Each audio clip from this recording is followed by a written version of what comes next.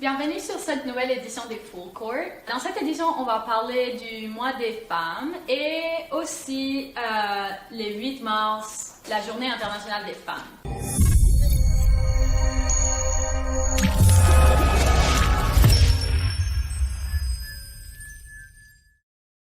J'ai avec moi deux invités très spéciales, Paris puis Monique, et eux, ils vont s'introduire.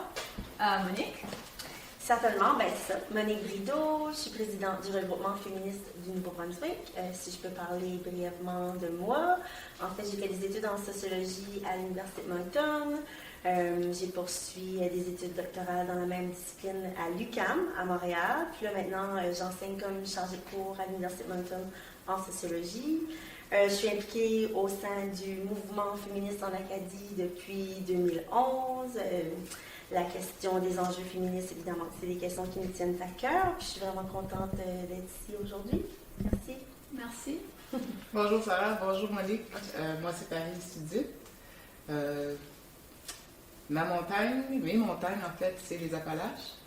Ma mère est une cormier acadienne du nord des Appalaches, la région qui est maintenant le Restigouche, nord-ouest de la province. Et mon père, il vient du bas des Appalaches, Cherokee et africain-américain, donc autochtone d'une moitié et africain-américain de l'esclavage, l'autre moitié, du bas des Appalaches, la Shenandoah Valley. Et j'ai étudié l'histoire de la colonisation, naturellement, à l'Université de Moncton. J'étais curieuse pour apprendre sur mes ancêtres et pourquoi je suis métissée autant et l'histoire de la colonisation ici, en Amérique. Et donc, j'ai fait mon bac en droit à l'Université de Moncton, ce qui m'a amené à travailler à Ottawa, au ministère de la Justice. Mon premier dossier était sur l'horrible héritage du système des pensionnats autochtones. Et j'ai travaillé sur les dossiers des 14 000, des 13 000 plus poursuites juridiques, les survivants des pensionnats autochtones qui ont poursuivi le gouvernement et les entités religieuses qui géraient ces écoles-là avant que le Canada soit créé formellement et que l'éducation soit devenue une compétence publique. Puis ensuite de ça, ça m'a porté à l'international. J'ai décidé que je voulais aller voir la dimension internationale de l'impact qu'a eu la colonisation sur les peuples autochtones du monde entier. J'ai obtenu un emploi en Nouvelle-Zélande, à Aotearoa, New Zealand, qui est une ancienne colonie anglaise, comme ici. Et j'ai travaillé avec le peuple maori, ce qui m'a amené aux Nations Unies, à l'Organisation mondiale des propriétés intellectuelles. Et lorsque je suis revenue au Bercail, en Acadie, j'ai parti un organisme à but non lucratif. En 2013, les productions et services de consultants de la Vieille Rivière. Et ce qu'on fait en tant qu'organisme, c'est la protection, préservation, renouement, ou revival, comme on dit en anglais, et promotion, mais en ligne avec les coutumes et les valeurs des peuples, du savoir traditionnel et des expressions culturelles traditionnelles des peuples, qui a une grosse dimension féministe.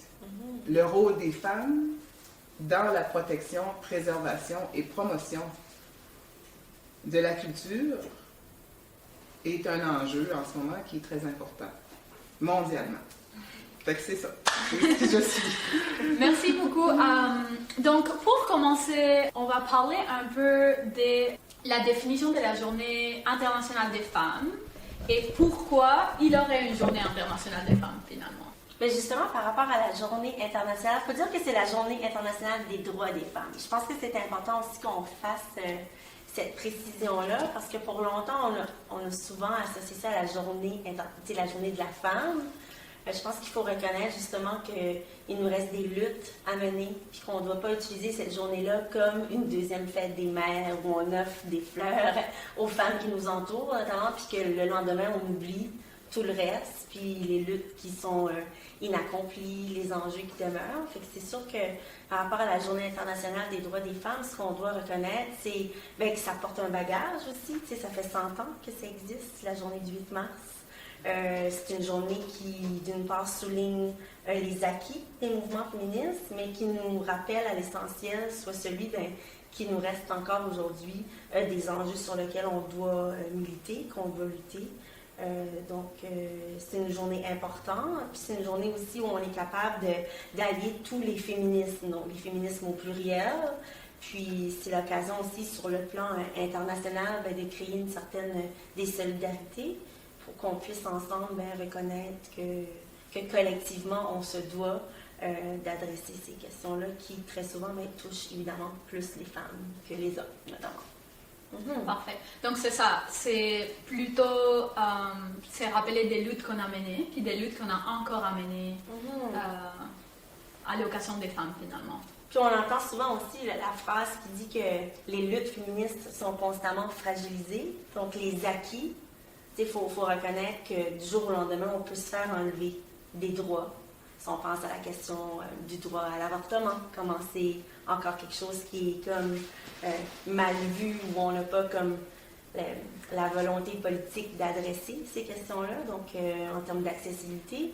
Fait que c'est sûr que pour nous, au Regroupement féministe du Nouveau-Brunswick, ces enjeux-là qui touchent plus particulièrement les femmes, ce sont des questions sur lesquelles on s'intéresse, puis on a développé aussi une certaine expertise au fil des années. Puis c'est des questions qui sont à l'année longue aussi. Oui, c'est pas un mois, c'est pas un jour, c'est tout à fait. C'est une lutte, qu'on dirait, qui est durable. Oui. Quand on parle de développement durable, c'est des questions que ça évolue dans le temps.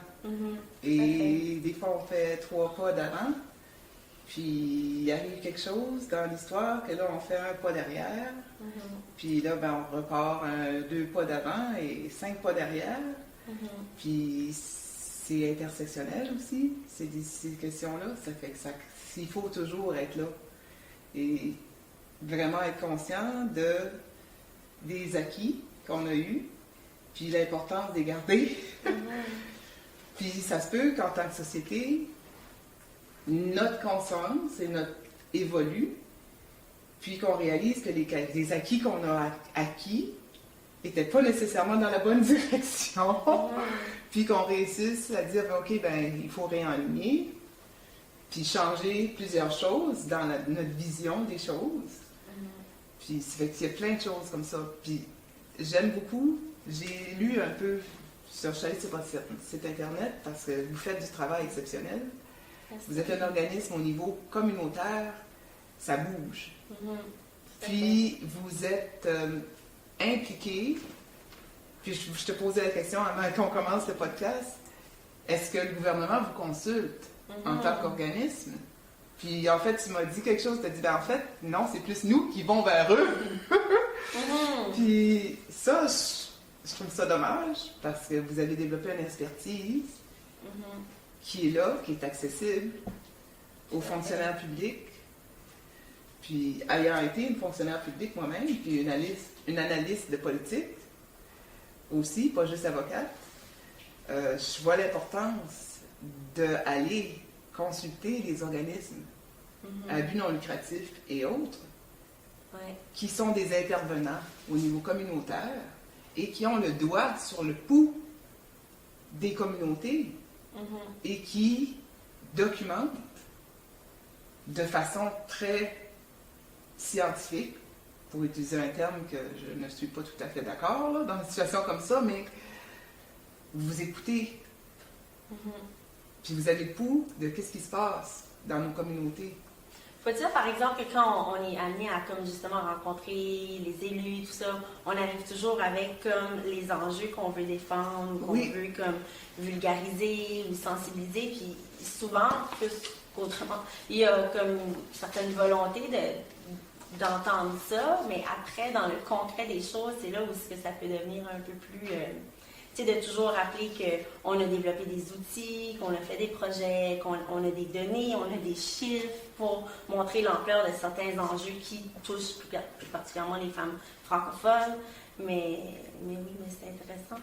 Mais tu sais, tantôt, je trouve ça pertinent quand tu parles de tu sais, l'importance au final de déconstruire, tu sais, comme toutes les questions qu'entourent, comme les enjeux féministes. Tu sais, si je peux mettre mon chapeau de prof de sociaux, j'enseigne beaucoup ça aussi à mes étudiantes et étudiants. On se doit, comme individu, je pense, ça c'est vraiment comme un truc personnel à moi, mais de justement prendre conscience de ces idées préconçues, de ces a priori, puis reconnaître que notre socialisation a été très souvent empreinte de stéréotypes qu'on porte tout le monde. Là, je m'inclus là-dedans aussi. Là. On est des êtres sociaux. On est des êtres sociaux, fait qu'on est constamment forgé par notre environnement dans lequel on est évolué.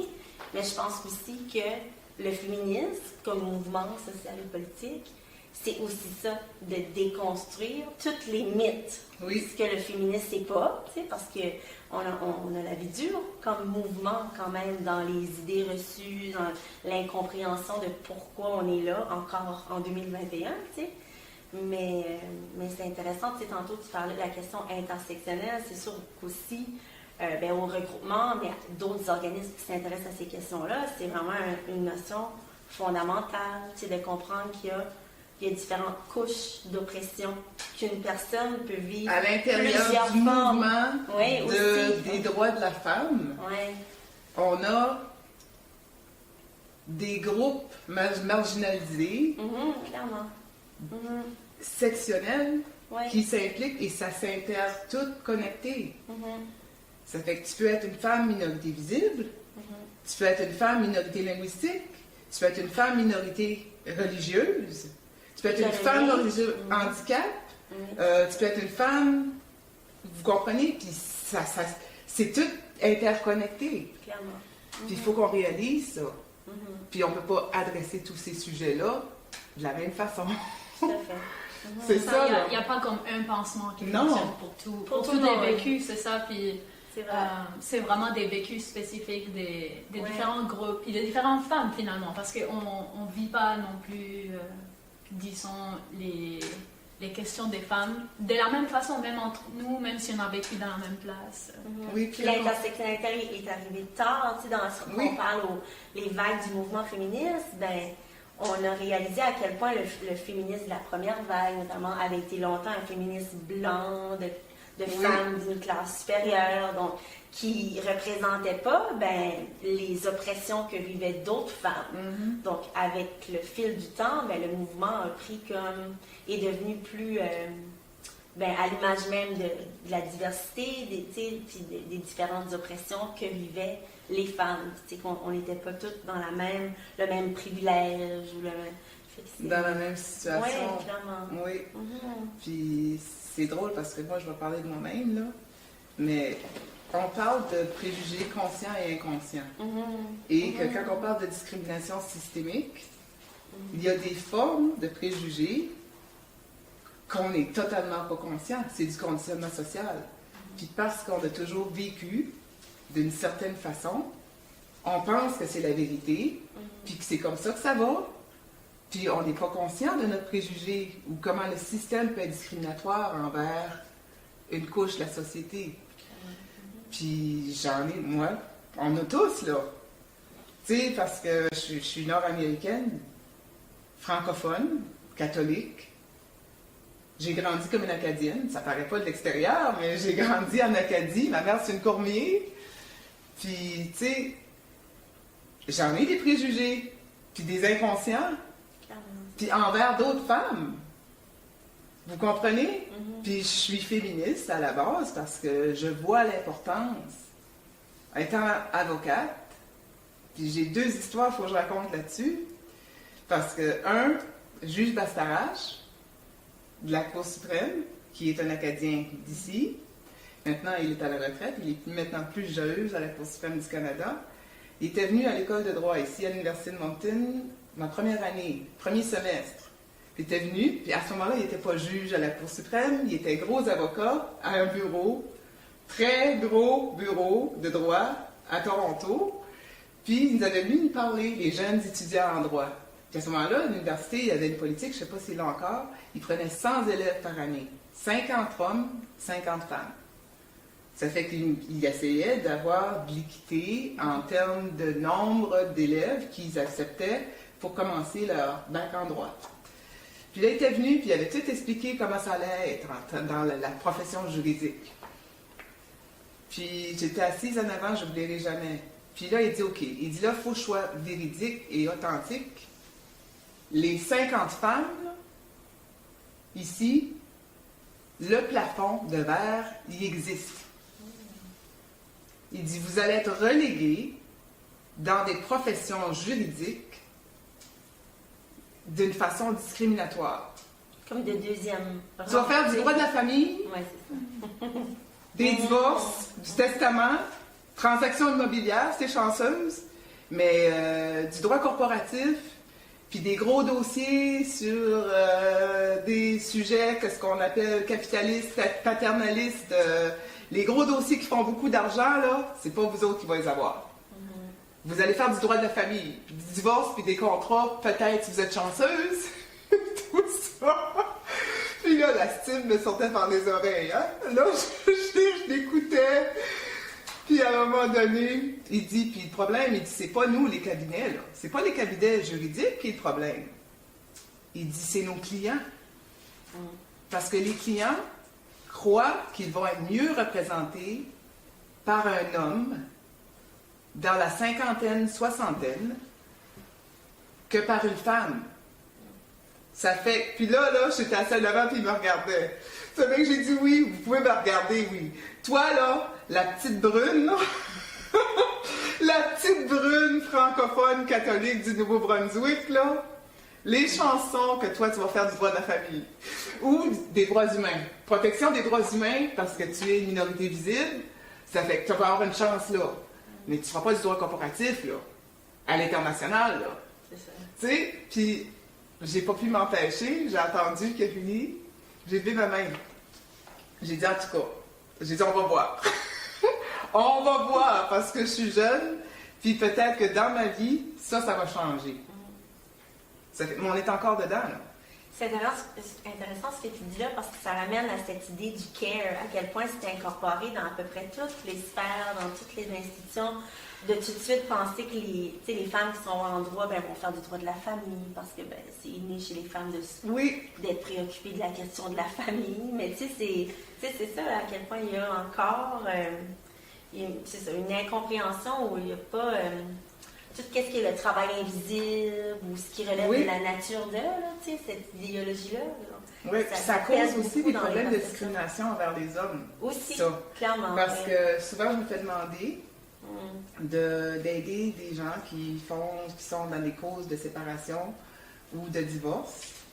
Et ce que j'ai été témoin, en essayant d'aider, une fois de temps en temps, juste leur donner l'information qu'ils ont besoin, il y a encore les juges, puis je parle des tribunaux provinciaux du Nouveau-Brunswick, on assume encore aujourd'hui que le parent qui est le mieux placé pour prendre soin des enfants dans les meilleurs intérêts de l'enfant, on assume encore que c'est la femme.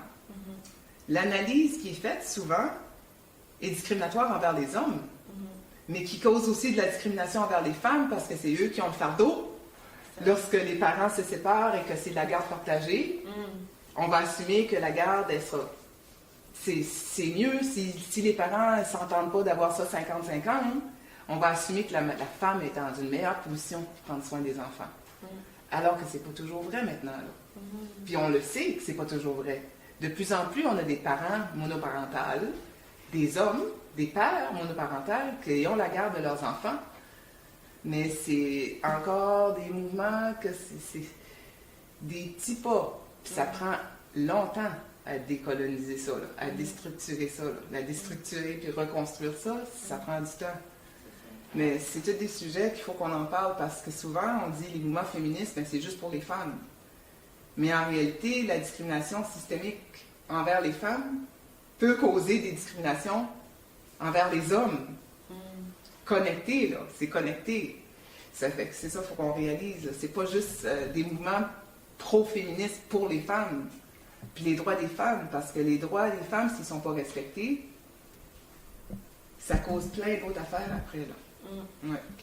Donc, revenons un peu à la question du 8 mars et la Journée internationale des droits des femmes. Moi, je voudrais savoir comment, selon vous, on pourrait bien célébrer cette journée-là. Genre, qu'est-ce qu'on pourrait faire pour bien faire... Genre, c'est pas comme tu avais dit au début, c'est pas juste donner des fleurs, puis c'est fini, ou aller manger, puis c'est fini. Qu'est-ce qu'on pourrait faire? Comment on pourrait bien la célébrer? Pour ma part, la manière que moi je vois ça, je trouve que ce qui est important par rapport au 8 mars en particulier, c'est vraiment qu'on en fasse une journée où on laisse la parole aux femmes, justement, qu'on les écoute, d'être vraiment dans une écoute qui laisse la place à qu'on puisse justement dialoguer sur des enjeux qui leur sont propres à elles. Je pense que c'est aussi un moment de réflexion aussi, comme société, de reconnaître qu'il y a encore beaucoup de choses qu'on se doit d'adresser en termes d'injustice, de discrimination qui touchent souvent les femmes. Puis évidemment, dans les médias, on attire beaucoup le focus sur ce que ça ne devrait pas être au final, la journée du 8 mars, de vraiment, oui, il faut célébrer les femmes dans toute leur diversité, mais je pense qu'on doit tout de même rester vigilant et démontrer que cette journée-là nous sert aussi à porter des luttes féministes actuelle. Puis voilà, de mon côté, c'est comme ça que je pense qu'il faudrait qu'on souligne le 8 mars à chaque année. Parfait. Je suis entièrement d'accord avec toi, Monique. Parce que les gens ont tendance à toujours dire, on se sent toujours plus confortable, ça fait mal. Il y a des sujets qu'on est inconfortable avec parce que c'est des injustices, soit qu'on se sent accusé ou qu'on se sent comme responsable puis qu'on fait rien. Fait qu'on a tendance à vouloir rendre ça plus facile, plus léger. Fait que célébrer, commémorer. Mais on a des difficultés avec les conversations inconfortables. Puis j'ai toujours été en tant qu'avocate, en tant que juriste, je me dis toujours, il faut ouvrir la plaie pour qu'elle guérisse. Fait que j'ai toujours tendance à vouloir ouvrir la plaie, laisser ça respirer à l'air, puis être capable de s'asseoir ensemble, puis avoir des discussions inconfortables, puis de façon respectueuse envers tout le monde, mais partager la vérité. Puis à partir de là, dire, OK, là, on se roule les manches, puis on se met les mains à la porte, comme qu'on dirait ma grand-mère, qui est un cliché, mais vous comprenez, il faut que je la dise, la joke, dans cette situation-ci. Rouler les manches, mettre les mains à la porte, puis dire, OK, qu'est-ce qu'on peut faire pour améliorer la situation? Fait que le 8 mars, c'est des choses comme ça qu'on pourrait faire, au niveau communautaire. Puis parler d'intersectionnalité. Donc, amener des femmes de diverses situations socio-économiques ensemble, puis jaser.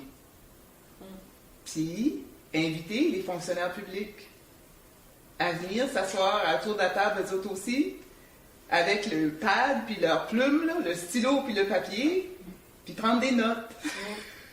Ça serait important. Parce qu'en bout de ligne, il faut qu'on développe des politiques. Il faut qu'on développe des politiques puis des objectifs pour essayer d'améliorer la situation. Donc, on va se verser maintenant au sujet du féminisme, parce que je pense qu'en général, il y a des conceptions qui sont juste mauvaises à propos de qu'est-ce que le féminisme. Il y a beaucoup de gens qui ne savent même pas qu'est-ce que vraiment le féminisme. Donc, on va passer à Monique ici. C'est un peu son champ d'expertise, donc elle pourra nous dire qu'est-ce que le féminisme. OK, de manière générale, si j'avais à simplifier ce que c'est le féminisme, il faut d'abord le voir vraiment comme un mouvement social et politique de la lutte des droits des femmes dans toute leur diversité. Je pense que c'est important qu'on rajoute ça à la définition. C'est pas juste des théories, c'est beaucoup plus que ça. C'est des visions du monde, c'est des pratiques, c'est des luttes qu'on mène au quotidien qui s'intègrent dans un mouvement social, justement, qui est le féminisme. Puis on s'intéresse justement à mettre en lumière les discriminations, des violences, dont on a parlé de systémiques, mais au final c'est ça, donc les enjeux systémiques qui touchent plus particulièrement les femmes. Il faut dire qu'il y a plusieurs vagues aussi du féminisme. les différents enjeux qui ont pris cours à travers l'histoire, mais je pense que c'est important de reconnaître la pertinence du mouvement féministe même en 2021, et pour les raisons qu'on connaît déjà, parce qu'il y a des enjeux qu'on n'a pas encore été capable de surmonter au final. OK. Puis sur cette même vague, est-ce qu'on pourrait parler des enjeux d'aujourd'hui? Quels sont les enjeux du mouvement féministe aujourd'hui, 2021? Si on prend les enjeux en contexte acadien, parce que c'est ce qu'on fait au regroupement féministe du Nouveau-Brunswick, donc pour les femmes francophones et acadiennes, les enjeux sont multiples. Si on parle juste par rapport à la pandémie, il faut dire qu'avant la pandémie, les femmes étaient davantage pauvres dans notre société que les hommes. C'est sûr que cette situation-là est devenue beaucoup plus préoccupante durant la pandémie. Les questions de violence conjugale, évidemment, la violence, ça touche tout le monde, mais ça touche de manière disproportionnée les femmes. Ça aussi, je pense qu'on le sait déjà, mais c'est important de se rappeler ça parce que j'ai souvent l'impression que les mythes à l'égard du mouvement féministe sont encore assez prenants dans nos sociétés, puisque le féminisme, au final, n'est pas, certainement pas un mouvement contre les hommes. On a encore cette idée-là de l'égalité atteinte. Mais on remarque que c'est loin d'être le vrai des choses quand on s'interroge sur les expériences vécues, tout ça. Donc, oui. Ouais, OK. Puis, tu as mentionné les combats contre les hommes ou les mythes qu'il y a autour du féminisme. Je pense qu'on pourrait s'attarder sur ça spécifiquement parce qu'il y en a des mythes à propos du féminisme. Et il y en a des hommes, plus précisément, et même des femmes qui sont un peu... ils veulent pas s'engager au mouvement féministe en raison des mythes, probablement. Comment est-ce qu'on peut faire pour déconstruire ces clichés-là? Comment on pourrait déconstruire cette idée que le féminisme est tout simplement un combat contre les hommes ou... Je pense que c'est de rappeler justement que le féminisme, c'est pas un mouvement contre les hommes. Tu sais, je pense que c'est important de parler des mythes, mais je pense que c'est d'autant plus important de parler de la valeur, de la contribution du mouvement, parce que ça nous projette encore plus loin dans ce qu'au final on veut faire, on veut accomplir. Puis c'est de reconnaître aussi que qu'il y a différentes oppressions qui peuvent exister comme femmes, puis comme les personnes marginalisées, puis qu'on se doit, comme société, justement, de porter ces mouvements-là pour ce qu'ils amènent comme une contribution sociale. Tu voulais ajouter quelque chose? Oui, moi, je pense que, encore là, je vais ajouter l'intersectionnalité. Les femmes, on a beaucoup à contribuer à la société. Et nos contributions, souvent, sont dévalorisées par rapport à d'autres couches sociétales. Et les femmes immigrantes, par exemple, ont un bagage culturel, des bagages culturels intéressants et du savoir et des expressions culturelles traditionnelles qu'on a ici en Acadie, puis que souvent ne sont pas mis de l'avant, ils ne sont pas appréciés pour leur pleine valeur. Et je suis tisseuse traditionnelle africaine de cheveux, et il y a plusieurs femmes qui sont mères de famille, 3, 4 enfants à la maison, et qui sont exceptionnelles dans le tissage de cheveux, et qui en ont fait des entreprises. Et ils se créent des emplois, puis des emplois qui payent, là, qui aident à l'économie et tout.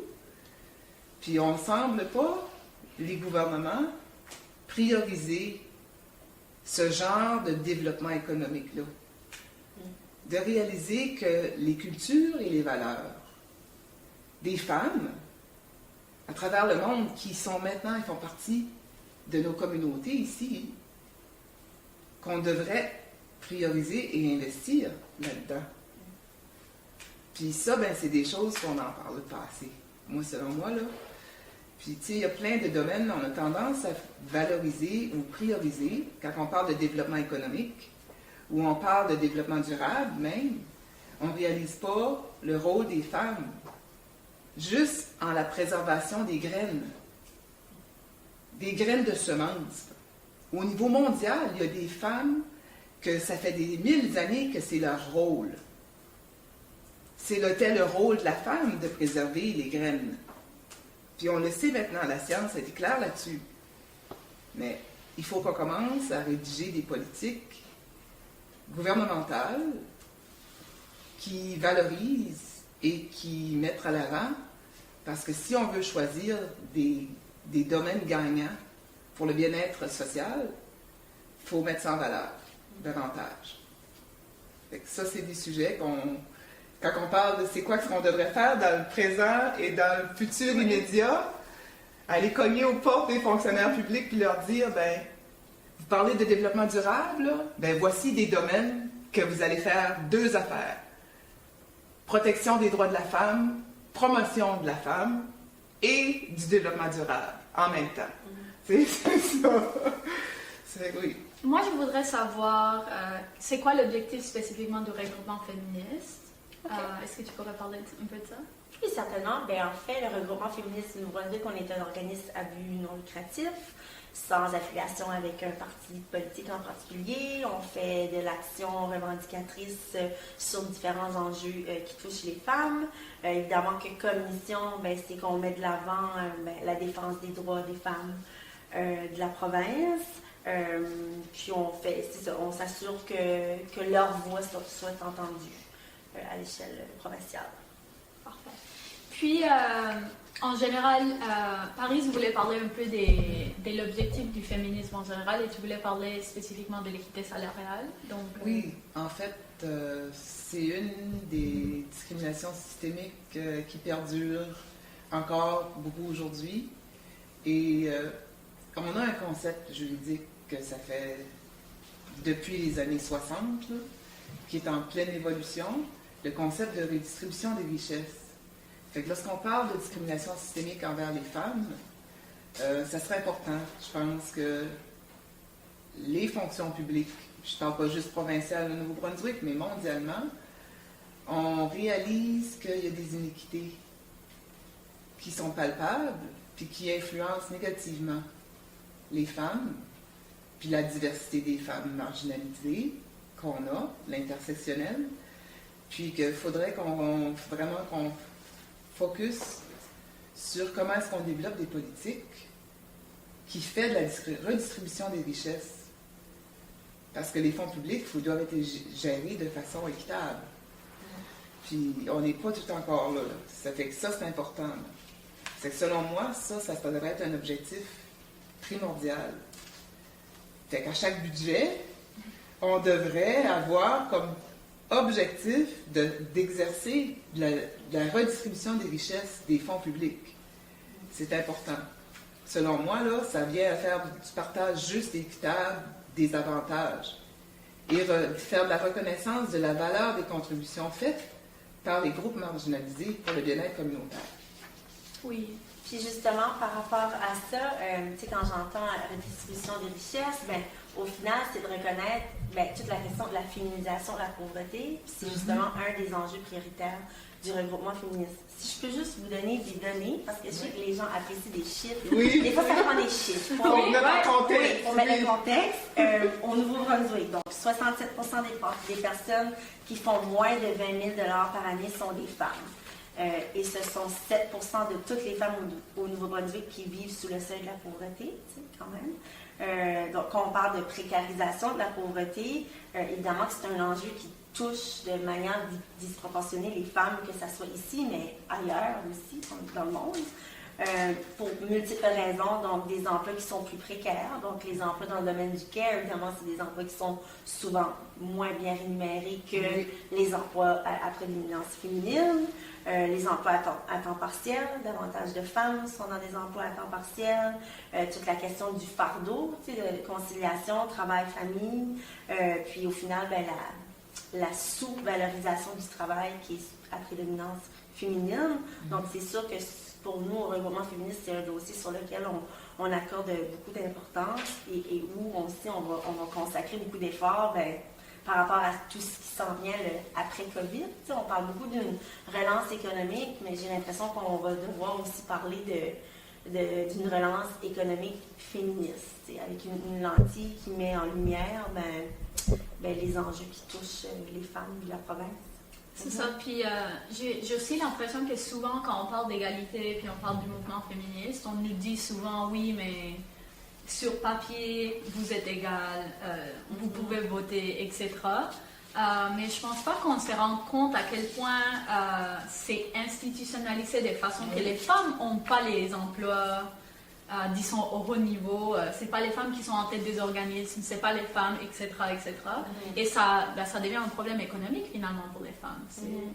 On parle du mythe de l'égalité déjà atteinte, parce qu'il qui est quand même quelque chose qui est comme toujours là, qui habite l'imaginaire, ou quand on parle de représentation sociale, souvent les gens, parce qu'ils ne vivent pas des discriminations, même comme femmes, puisqu'on n'a pas les outils pour reconnaître comme nos privilèges, puis parce que nous, comme femmes, on n'a pas été confrontés à tel et tel obstacle, des fois, on ne comprend pas nécessairement que les luttes ou les enjeux se doivent tout de même d'être comme mis de l'avant.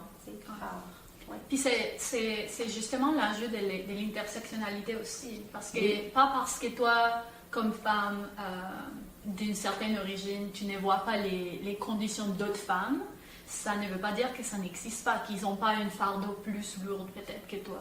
Tout à fait.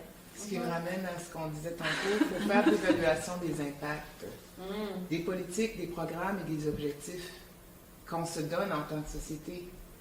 Ça fait que lorsqu'on décide, OK, ben là, on va développer une nouvelle loi ou un nouveau règlement, puis on va développer un nouveau programme, ben il faut faire des études d'impact. On fait des études d'impact environnemental, mais il faudrait faire des études d'impact social, intersectionnel.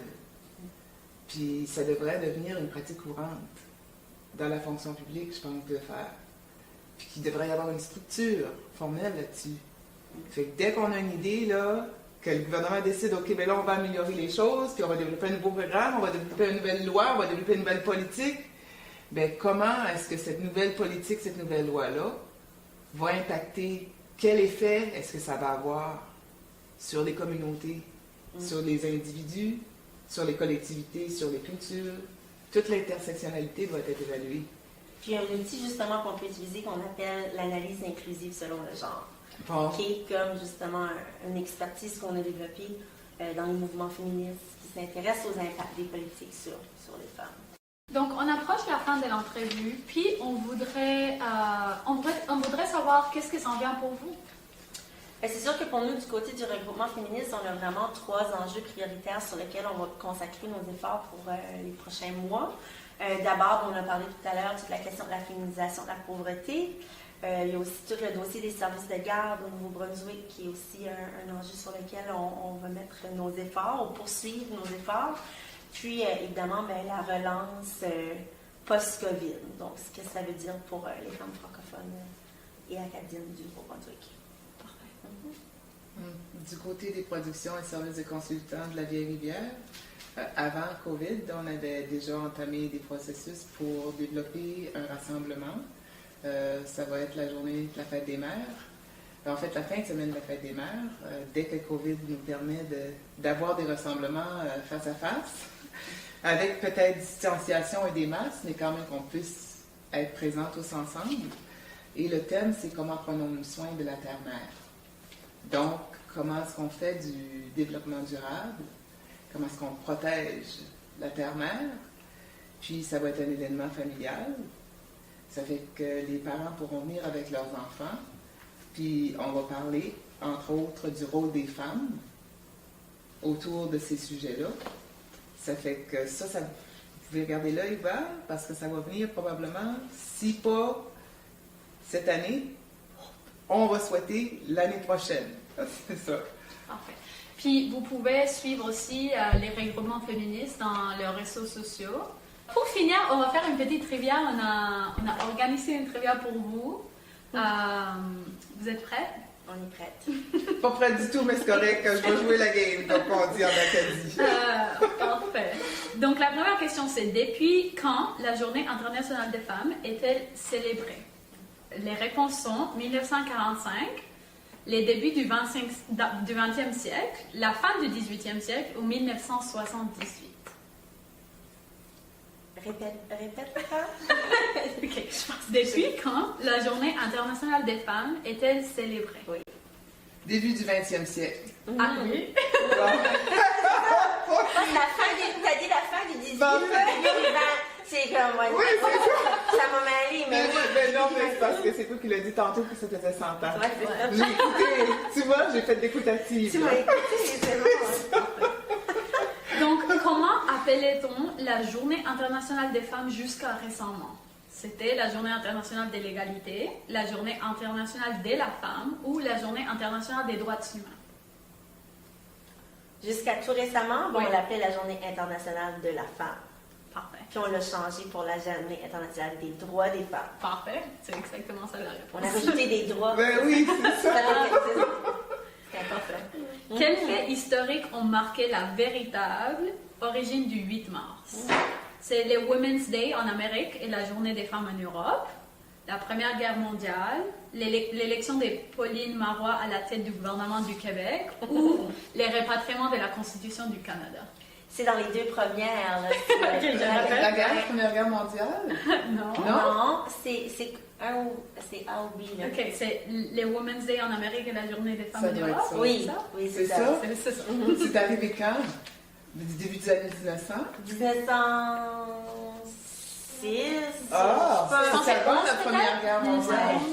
Ah, 11, Il c'était faut dire juste- que ça prend ses origines dans Ouais. le mouvement ouvrier. Hein. C'est surtout ça, sur la question du droit du travail, et, la condition des femmes. Fait que c'est intéressant, pré-guerre mondiale, Mhm. Première Guerre mondiale, puis c'était le mouvement du travail. Wow. Ça, c'est intéressant. Ouais. En tant qu'historienne, moi, ça me fait analyser les choses. Comment la date du 8 mars a-t-elle été choisie? Donc, la première... Pourquoi le 8, c'est ça? Oui, pourquoi- comment ça a été choisi? Oh. Mhm.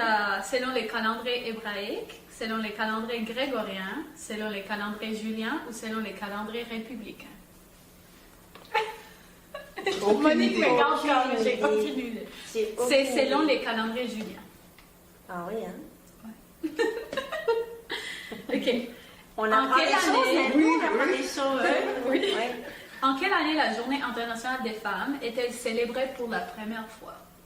En 1901, en 1911, en 1918 ou en 1929? 11. Ouais. Quel mouvement a précipité la célébration du 8 mars au Québec? Au Québec. La Marche internationale des femmes, la Marche mondiale des femmes, excuse-moi, les Fronts de libération des femmes du Québec, la Grande Noirceur ou la Révolution tranquille? Mais je pense que c'est le pain des roses. Là. C'est la marche des femmes. Ça serait la réponse A. Non? Non. Non! J'aurais tendance à le dire parce que si c'est encore au début du 19e siècle, ça C'est serait celle-là qui dit. C'est quoi la Ok. noire? il y a la Grande Noirceur, la Révolution tranquille, les Fronts de libération des femmes du Québec ou la Marche mondiale des femmes. Monique a dit la Marche mondiale des femmes. C'est les Fronts de libération des femmes du Québec. Front de libération des femmes du Québec. Ça Ok. veut dire que c'est récent, là. C'est les années 60? C'est Probablement, spécifiquement au oui, Québec. ouais. oui, c'est ça. Hmm. En quelle année? Le droit de vote et tout. Ça, c'est OK. Ça, c'est intéressant aussi. Merci. En quelle année l'Organisation des Nations Unies adopte-t-elle une résolution pour inviter chaque pays à célébrer les droits des femmes? C'est en 1939, en 1967, en 1976 ou en 1977? Repose la question de nouveau. En quelle année l'Organisation des Nations Unies adopte-t-elle une résolution pour inviter chaque pays à célébrer les droits des femmes? Genre, ils ont invité tous les Ok. pays à célébrer les droits des femmes. C'est plus tard, c'est tout. Ça aurait pu. 60, Les 67. options sont. Il y a 76, 67 et 77. 67. Moi, j'avais tendance à dire ça aussi. C'est 77. 77. Oh mon Dieu, 10 ans plus tard. C'est pas toujours de ce qu'on aurait Ben, imaginé. moi, je croyais que c'était vraiment les mouvements des droits civiques Mm. des années 60. Ah, Mais ouais. ça a pris 10 ans après. Ouais. Wow. OK. La dernière question. Quel jour célébrons-nous la Journée internationale des filles, aussi appelée la Journée internationale de la fille? ça, c'est OK. Ok, je penserais que tu saurais cette réponse-là. Ben, c'est bientôt, je pense. Je Ok, sais pas. il y a les 11 janvier, les 11 avril, les 11 juillet ou les 11 octobre. Ben là, parce que j'ai dit bientôt, je vais dire le 11 avril. Là, Ok. mais Aucune idée. C'est les 11 octobre. Octobre, savais-tu? Non. Il est sûrement dans mon calendrier. Ah, ben ça, c'était bien. Merci de... Ça, je vais le prendre en note. Ouais, c'est ça. Parce que ça, il faudra faire qu'on fasse une activité aussi. Oui. Ouais. Parce que ça, c'est une autre intersectionnalité. Mhm, Les jeunes. Les jeunes. Les jeunes filles. mhm. Comment on va vers elle. que Oui, c'est ça. oui. Ouais. OK. Merci beaucoup. De rien. Donc, merci beaucoup à nos invités. Merci Monique, merci Paris. Et merci au Regroupement féministe du Nouveau-Brunswick pour nous avoir invités. Puis, suivez la vague, abonnez-vous sur nos réseaux sociaux, Instagram, Twitter, Facebook et YouTube. C'est Wave. Chapeau à Wave pour Oui. organiser ce genre de podcast. Non, merci à vous. Merci, Monique. Merci. Merci.